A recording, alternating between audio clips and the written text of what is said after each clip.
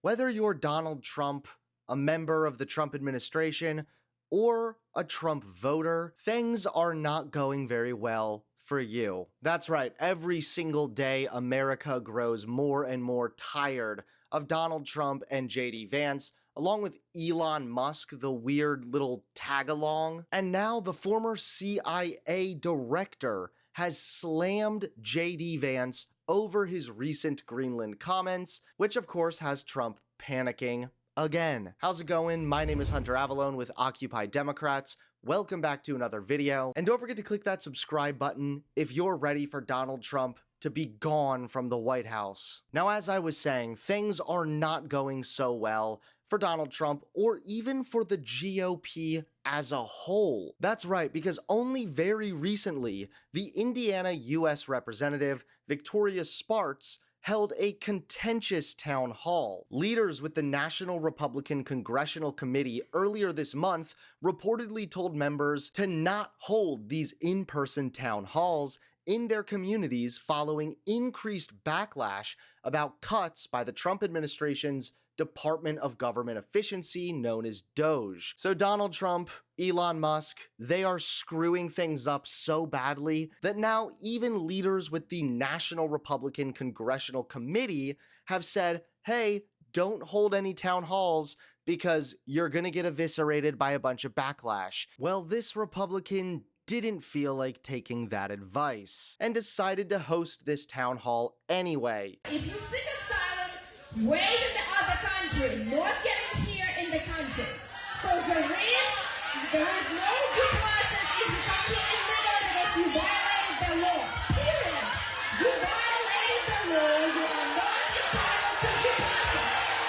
Legal violation is a crime. And these people violated laws.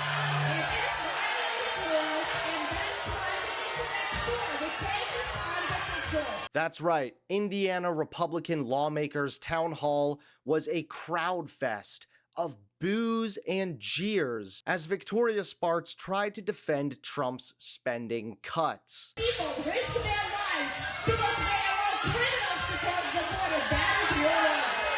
That is wrong. Now, with all of this chaos, JD Vance has been visiting Greenland. It's fair to say things didn't go so well. US Vice President and his wife have cancelled a planned trip to Greenland's capital amid increasing fury within the territory. JD Vance is still expected to visit a US military base in the region, but ultimately scaled back the trip because no one in Greenland would greet him. This didn't stop JD Vance from making some pretty shocking and disturbing threats towards Greenland. I just covered that in my last video, so if you haven't seen it yet, you should definitely check it out. Our message to Denmark is very simple.